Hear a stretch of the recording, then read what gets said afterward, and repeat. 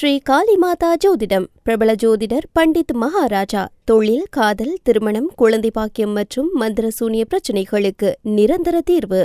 வணக்கம். செய்தி வீச்சு உங்களை வரவேற்றுக் கொள்கிறது. இன்றைய செய்தி வீச்சு மத்திய கிழக்கின் போர் நிலவரங்கள் மற்றும் இலங்கையில் அது ஏற்படுத்தும் தாக்கங்களை தழுவிய ஒரு வீச்சாக வருகின்றது.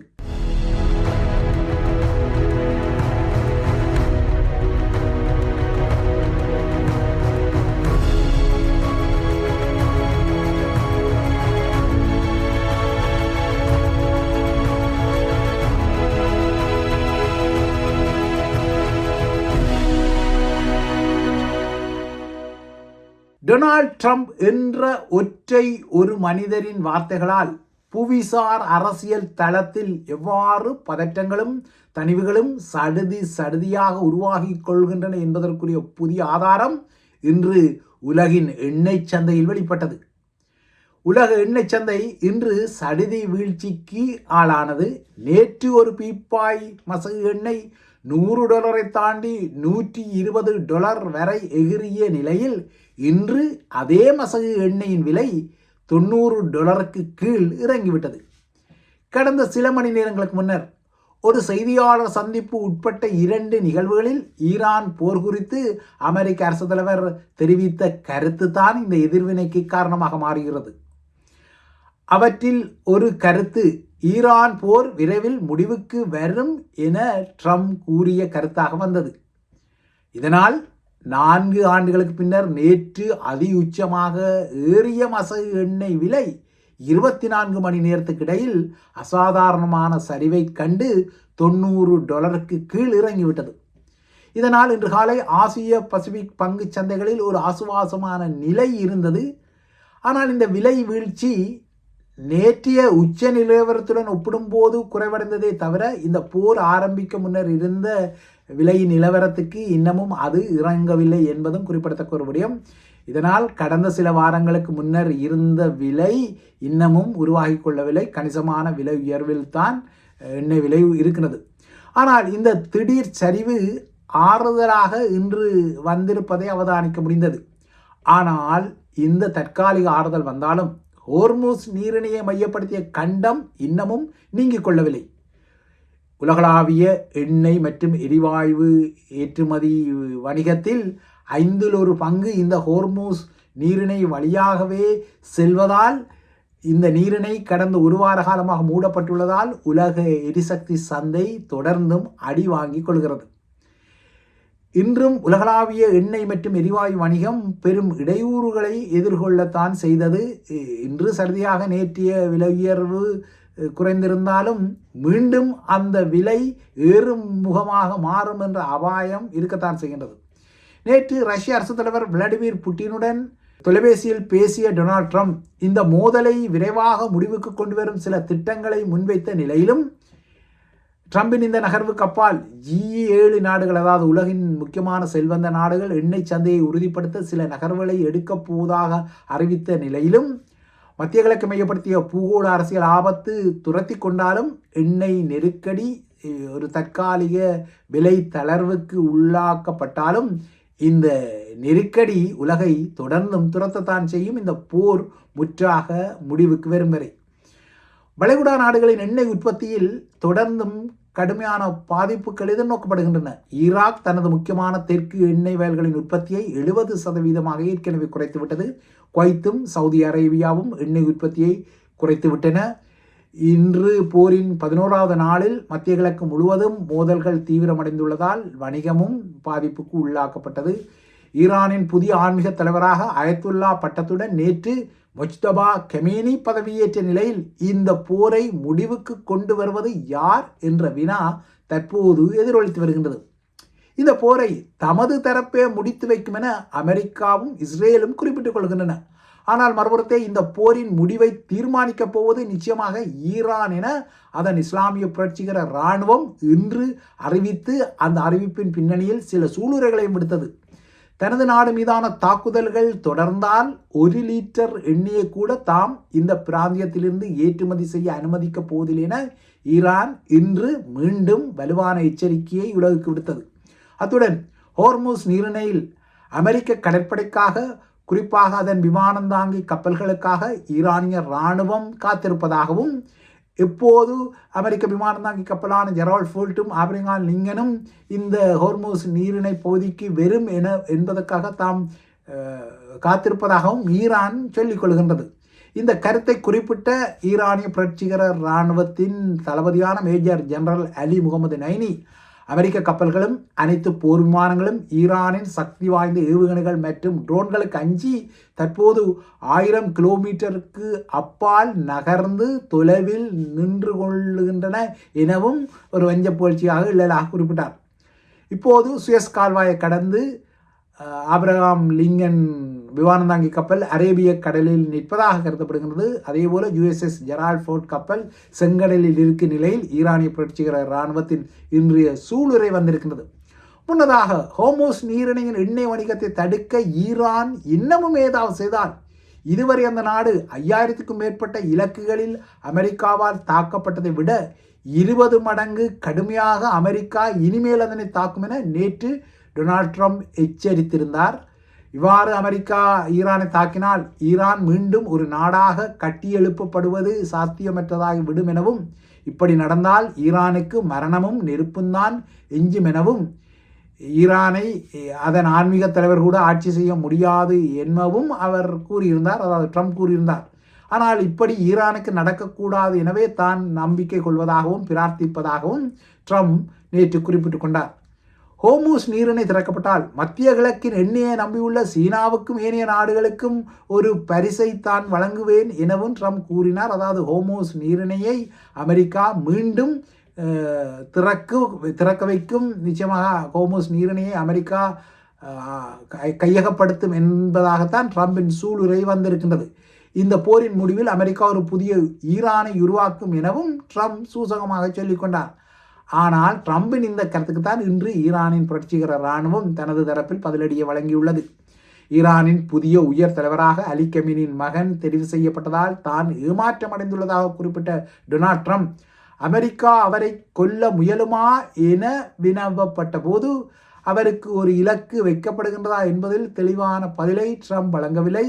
ஈரானின் புதிய தலைவர் தனது தந்தையைப் போல, அதாவது அயத்துல்லா அலி கமீனியைப் போலவே ஒரு தாக்குதலுக்கு இலக்காகி கொல்லப்படுவாரா என்பதை கூறுவது பொருத்தமற்றது என சொல்லி ட்ரம்ப் நழுவிக்கொண்டார். இந்த நிலையில் ஹோர்மூஸ் நீரிணையின் எண்ணெய் வணிகத்தை உறுதிப்படுத்தும் பொறுப்பு அனைத்து நாடுகளுக்கும் இருப்பதால் அவை மெல்ல மெல்ல இந்த களத்துக்குள் இழுக்க தலைப்படுவதான தோற்றப்பாடுகள் வருகின்றன. ஹோர்மூஸ் நீரிணையில் கொள்கலன் கப்பல்கள் மற்றும் எண்ணெய் தாங்கி கப்பல்களை பாதுகாக்க பல நாடுகள் தமது கடற்படை கப்பல்களை அனுப்ப வேண்டும் என பிரெஞ்சு அரசு தலைவர் இமானுவேல் மேக்ரோன் நேற்று ஒரு கோரிக்கையை விடுத்தார். இந்த திட்டம் குறித்து சில ஐரோப்பிய நாடுகளுடனும் இந்தியாவுடனும் பேசியதாகவும் மேக்ரோன் கூறிக்கொண்டார்.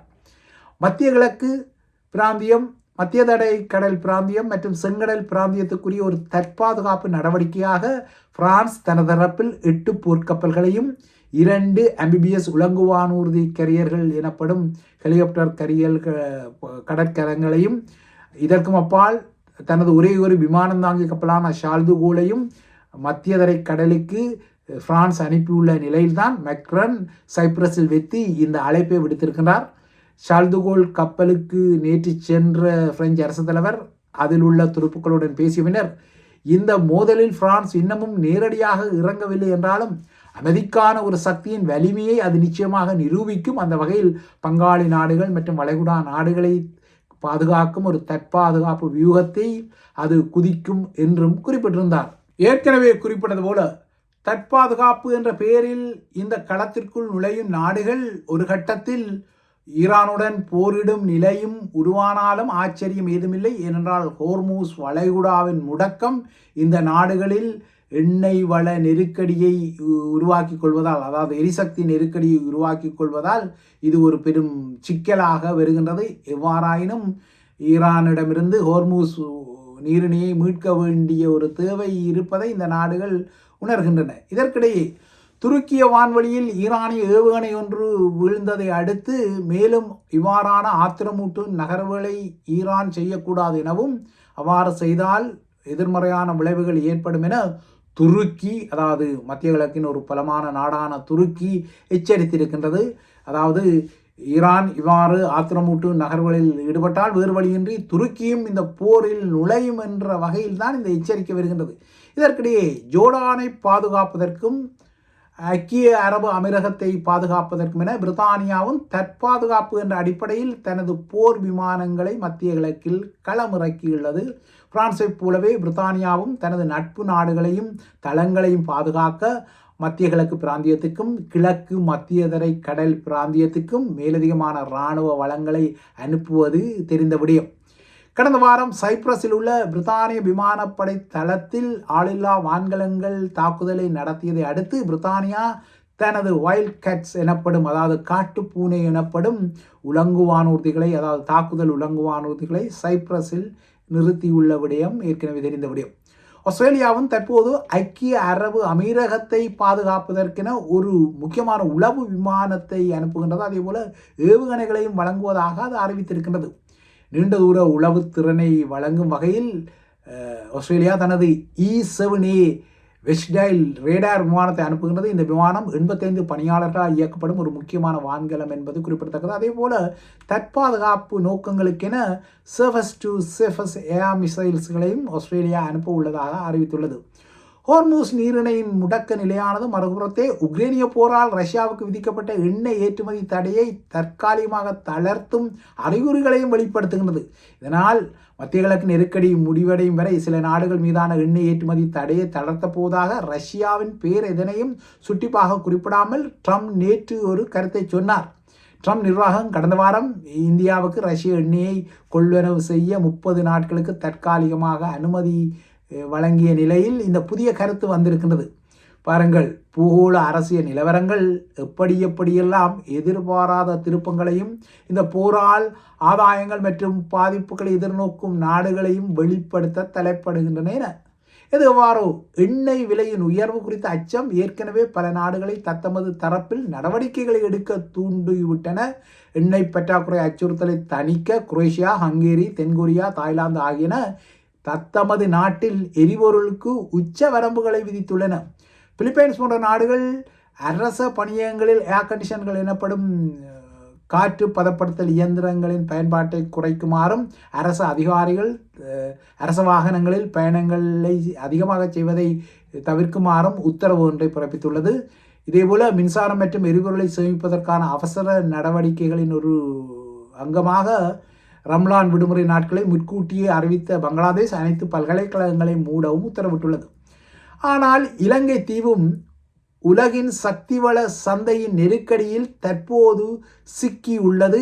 இந்த வேளை பார்த்து கொல்லிக்கட்டை எடுத்து தலையை சொருவது போல நாட்டின் மின்சாரத்துறையை மறுசீரமைக்கும் நகர்வுகளை அரசாங்கம் எடுத்ததால் வேலை நிறுத்தங்கள் இலங்கையில் வெடித்திருக்கின்றன. இதுவரை சிலோன் எலக்ட்ரிசிட்டி போர்ட் எனப்படும் இலங்கை மின்சார சபையால் மேற்கொள்ளப்பட்ட மின்சார விநியோக செயற்பாடுகள் யாவும் இப்போது புதிய மறுசீரமைப்பின் அடிப்படையில் உருவாக்கப்பட்ட தனியார் நிறுவனமான electricity distribution Lanka private limited எனப்படும் லங்கா மின்சார விநியோக தனியார் லிமிடெட் கம்பெனிக்கும் மாற்றப்பட்டுள்ளது. நாட்டின் மின்சாரத்துறையை மறுசீரமைப்பதை நோக்கமாக கொண்ட சீர்திருத்தங்களின் ஒரு பகுதியாக இந்த மாற்றங்கள் வந்தாலும் அது வந்த நேரம்தான் சரியில்லை என்பது தெளிவாக தெரிகின்றது. உலகளாவிய எரிபொருளின் விலையேற்றம் இலங்கையிலும் எதிரொலித்துக் கொள்கின்றது. அந்த வகையில் டீசல் விலைகள் நேற்று நள்ளிரவு முதல் அதிகரிக்கப்பட்டன. டீசலின் விலை இன்று முதல் 7.8%, பெட்ரோலின் விலை 10% உயர்த்தப்பட்டுள்ளது. எனினும் இப்போதைக்கு இந்த விலை உயர்வால் நாட்டில் நடைமுறை உள்ள பேருந்து கட்டணங்கள் மாற்றப்படாது என குறிப்பிடப்பட்டாலும் வெகு விரைவில் இந்த பேருந்து கட்டணங்களும் உயரக்கூடிய சாத்தியங்கள் உள்ளன. ஓட்டோ டீசலின் விலை உயர்த்தப்பட்டுள்ளதால் ஓட்டோ கட்டணங்கள், அதாவது தானியங்கி இழுவை வண்டிகளின் கட்டணங்கள் உயர்த்தப்படும் என்பதும் தெரிந்த விடயம். ஆக மொத்தம் 2022ஆம் ஆண்டில் ராஜபக்சேக்களின் ஆட்சி காலத்தில் ஏற்பட்ட மோசமான பொருளாதார பாதாள நிலையிலிருந்து கடந்த 4 ஆண்டுகளாக படிப்படியாக இலங்கை சாண் ஏறி வந்த நிலையில் தற்போதைய மத்திய கிழக்கு போர் அதற்கு புதிய அடியை வழங்க தலைப்படுகின்றது. உலகளாவிய எண்ணெய் விலை அதிகரிப்பு இலங்கைக்குரிய டாலர் தேவையை அதிகரிக்க வைக்கும் என்பது நிதர்சனம். இதனால் நாட்டின் அந்நிய செலாவணி குறைவடைந்தால் நாட்டில் பணவீக்கம் மீண்டும் உயரும் என்பதும் புரிதலுக்குரிய ஒரு விடயம்.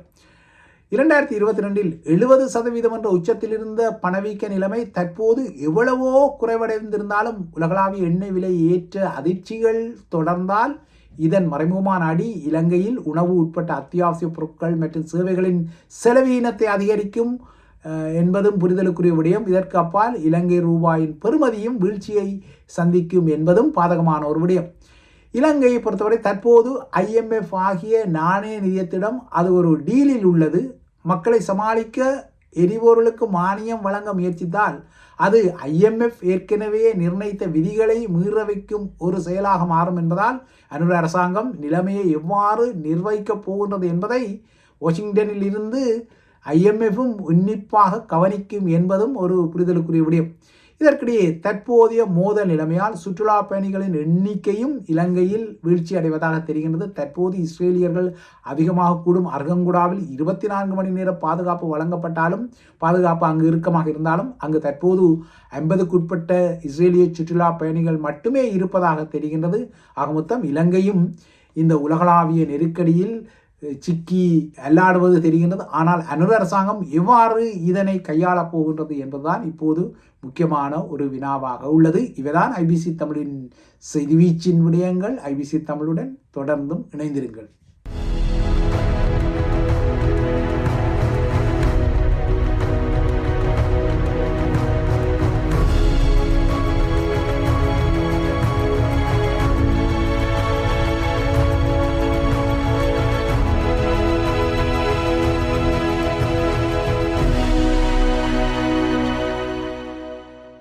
ஸ்ரீ காளிமாதா ஜோதிடம் பிரபல ஜோதிடர் பண்டித் மகாராஜா. தொழில், காதல், திருமணம், குழந்தை பாக்கியம் மற்றும் மந்திர சூனிய பிரச்சினைகளுக்கு நிரந்தர தீர்வு.